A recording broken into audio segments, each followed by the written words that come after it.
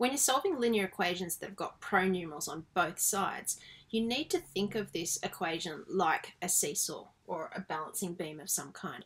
And imagine that there's various ways that you can undo operations to disappear something from the equation. Now, why would you want to disappear something?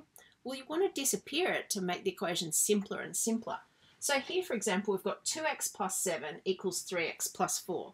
Now, that means x is some mystery number that we don't know. We know that if you have 2 of them and you add 7, you get the same answer as if you have 3 of them and add 4. You could use trial and error to try and figure out what the missing number is, but using this method that I'm going to show you is so much simpler. Now, if you can imagine this as a seesaw, and on this side we've got 2 x's, and I've shown the numbers just as little red dots there, 7. And on this side we've got 3 x's and 4. Now, you're the boss of this seesaw and you're allowed to tell various items to get off the seesaw. But to keep it balanced, it makes sense that you have to take the same thing off both sides or add the same thing onto both sides to keep it weighing the same. So ideally we want a seesaw that when we've finished tidying it up, we just have x equals and then a number. Now, if you want to be left with just one x sitting on one side of this seesaw, what are you going to ask to get off first? Well, it makes sense that if you ask 2 x's to get off this side, they'll be gone. It makes sense that to balance it up, you'll have to take 2 x's off that side, right? So that's a pretty good first step. We're nearly there. We've got x and some stuff. Okay, so that's my first step here. I'm going to subtract 2 x's from each side, or take off 2x from here and take off 2x from there. So I've written that down as a little note to myself of what I'm going to do. Now I've written the x's underneath the terms that have x's in them. So if I had 2 x's but I took them away, they've gone, vanished into a puff of smoke. And the only thing left on the left-hand side of the equation, or the left-hand side of the seesaw, is these 7 numbers. Okay. On the right-hand side, I had 3 x's, but I took away 2 of them. So now I'm just left with 1x. So I can just write x. But I've still got my 4 numbers over there too. All right, you're the boss of the seesaw. You can ask anything you like to get off. So ideally, it would be good if this x was all by itself, wouldn't it? Then we'd have x equals something. So let's get 4 of these numbers to get off this side. Let's tell them to get off. So we're going to take them away. But to make it fair, we have to take away 4 numbers on this side too, don't we? So that it keeps it balanced. Okay, so we're just balancing it up. So effectively what we've done is we've disappeared this 4. We did it by subtracting 4, which is the opposite operation. But to keep it balanced, we had to take off 4 on this side too. So this side ended up with 7 minus 4, which is 3. And this side ended up just with the x. Perfect. And if you like, you can write it as 3 equals x is the same as x equals 3. Now you can double check if your answer is correct by subbing it back in. If x is 3, then we'd have 2 3's, that's 6, plus 7. This whole side would equal 13. And this side, if x is 3, 3 3's are 9, plus 4, 9 plus 4, that's also 13. 13 does equal 13, so indeed, this is the correct answer. Now, there's lots of ways that you can do this same question. We started by taking off 2x. Another person might have started off by taking off the 4 or taking off the 7. I'd rather take off 4 because that way I don't end up with any negative numbers. So if I want to disappear this 4, I can just take it away. But if I'm taking it 4 off one side, I've got to take it off the other side too. So this side's still got its 2 x's now, and 7 minus 4 is 3, plus 3.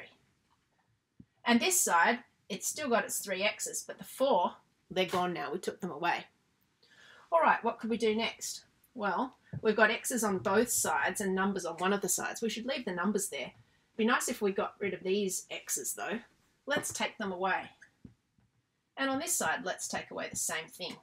This side will end up with 3, and this side will end up just with x. And we got the exact same answer by doing it that way.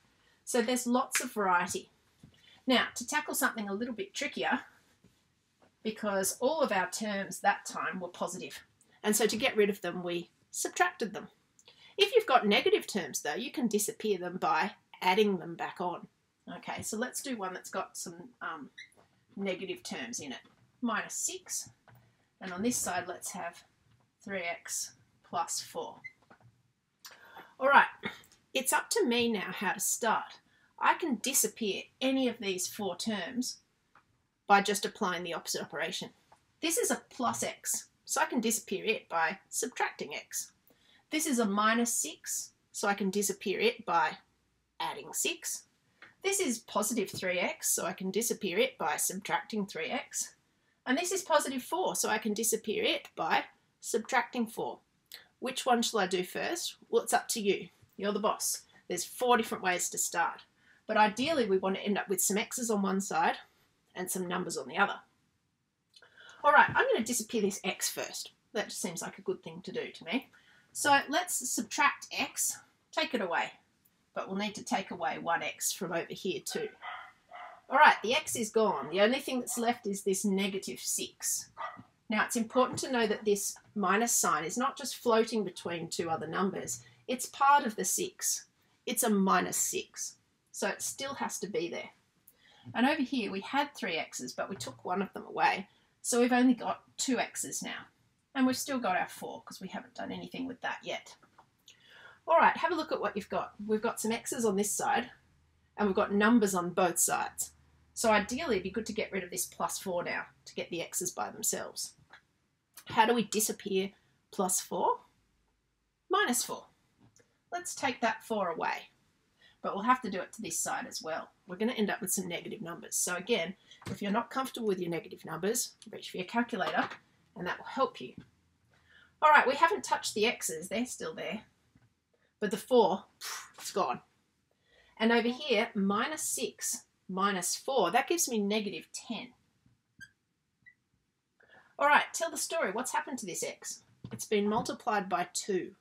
How do we undo multiply by 2? Divide by 2. So we divide by 2 on this side, but to keep things balanced, divide by 2 on this side as well. That'll get our x all by itself, because if you've multiplied and divided by 2, it's like you've done nothing really. So x is equal to, whatever we get here, negative 10 divided by 2. Well, half of negative 10 is negative 5. So x must be negative 5, and I can write it this way. You could write negative 5 equals x. That's the same thing. I just prefer at the end to swap everything on the seesaw to sit on the other side. So that's like x equals something. Now I can check if my answer is correct.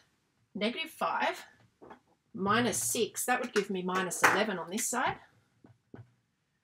And if x is negative 5, 3 of those is negative 15 plus 4. That's also negative 11. So sure enough, it balances and makes both sides be equal. So I know I must have the right answer.